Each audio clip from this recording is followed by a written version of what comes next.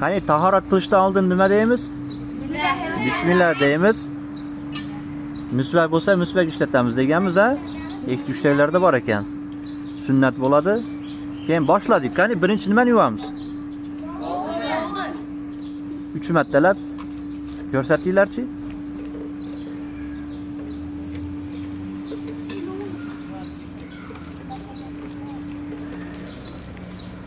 Keyinchi? Qo'lni bilakkacha yaxshilab barmoqlarning oralarini ham yuvib, keyin og'izni 3 marta chayqaymiz. O'ng qo'lda olib iloji bo'lsa g'arg'ara qilamiz, g'arg'ara etib g'arg'ara qilinadi. Xo'sh, keyinchi? Burunni 3 marta chayqaymiz, o'ng qo'lda olib, chap qo'lda chiqaramiz. O'ng qo'lda suv olamiz burunga, chap qo'lda chiqarib yuboramiz.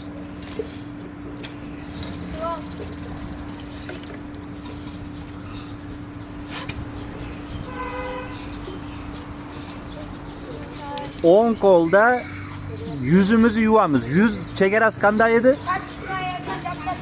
Soch chiqqan joydan boshlab jaqqacha, ikki chekasi bo'lsa, quloqni yumshog'idan quloqni yumshog'igacha to'liq.